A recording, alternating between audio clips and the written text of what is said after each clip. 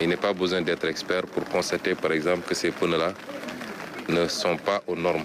C'est des pneus totalement usés. Et il n'y a même plus de rayures sur les pneus. La pneumatique, un élément essentiel dans le dispositif d'un véhicule. Et pourtant, il est souvent incriminé dans les causes de nombreux accidents de la circulation. Mais comment expliquer la récurrence d'un tel phénomène pour des véhicules qui, pour la plupart, auraient déjà effectué leur visite technique? Pour y voir plus clair, nous nous sommes rendus au centre de contrôle technique des véhicules automobiles. Ici, le véhicule est obligé de passer par plusieurs étapes, comme celle relative à la liaison au sol. On fait passer le véhicule au niveau de la suspension, qui va faire un contrôle mécanisé. Maintenant, partant de ça, nous allons avoir les efficaces concernant l'essai avant et l'essai arrière concernant les organes de liaison au sol. Il peut y avoir des défectueuses concernant les suspensions ou bien d'autres organes de liaison au sol qu'on va après contrôler au niveau de la fosse pour confirmer des défaillances. Des défaillances vérifiées au détail près. À l'aide de cette jauge, le superviseur peut avoir des informations nécessaires sur la bande de roulement. Cet instrument, ça nous permet au moins d'identifier et de contrôler les profondeurs selon la bande de roulement des pneumatiques. Pour les véhicules légers, donc les pneumatiques, on les contrôle à partir de 1,6. Si c'est en deçà de ça, automatiquement, ils sont en contre-visite pour pneus usés.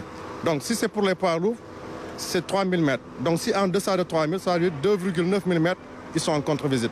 C'est pourquoi il est important, voire nécessaire, de veiller sur les témoins d'usure, un baromètre qui renseigne sur l'état de la bande de roulement.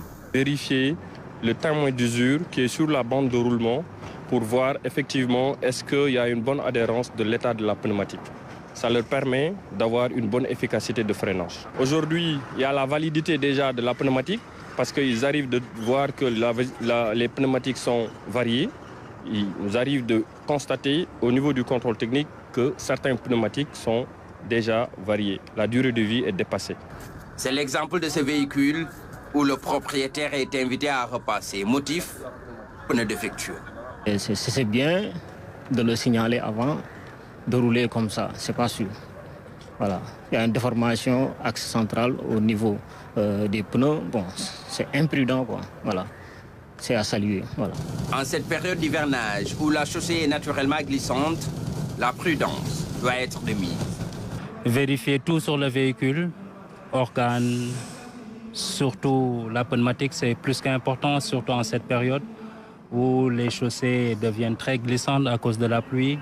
Donc il va falloir non seulement avoir un véhicule en bon état, mais surtout rouler avec sécurité.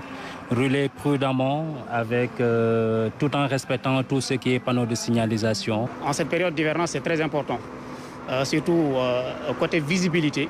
Quand on parle de visibilité, c'est ce qui nous permet de voir à travers le véhicule. En parlant de visibilité, il faut noter les rétroviseurs.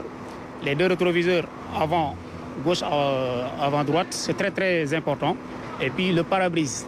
Vous voyez le pare-brise, il y a des véhicules qui roulent et le pare-brise, il y a une grande fissure et ça réduit la visibilité. Et puis en cette période-là, quand on parle de pare-brise, ici signaler aussi un élément très important que les gens ont tendance à négliger, c'est-à-dire les essuie-glaces qu'on appelle communément les balais. Donc il faut que les balais soient en bon état et puis qu'ils fonctionnent. Si un balai ne fonctionne pas aujourd'hui, vous êtes sur la route et que la pluie vous tombe dessus et que le balai ne fonctionne pas, là, ça réduit complètement la visibilité. Une visibilité réduite qui peut être à l'origine de graves conséquences. Et pourtant, il existe des conducteurs qui n'hésitent pas à essayer de passer entre les mailles du filet, avec notamment le phénomène des locations de pneus, juste pour passer la visite technique. Il y a des usagers qui se permettent de louer des pneus afin de pouvoir passer la visite technique. Une fois terminé le contrôle technique, ils vont rendre les pneus au niveau des organisateurs. C'est un phénomène qui existe et qu'il faut éviter. J'attire l'attention des Sénégalais, des usagers de la route, de ne pas louer des pneus pour obtenir la visite technique. À cela s'ajoutent les fausses visites techniques avec des hologrammes carrément falsifiés.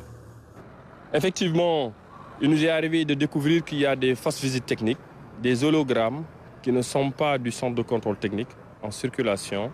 Aujourd'hui, je sensibilise les usagers du centre de contrôle technique de ne pas déléguer leur visite technique, de venir en présentiel, obtenir leur visite technique en bonne et due forme. Amener les véhicules, tout intermédiaire, l'ensemble des intermédiaires qui vous diront que on peut vous trouver le contrôle technique sans que le véhicule se déplace. Sachez que ça ne vient pas du centre de contrôle technique.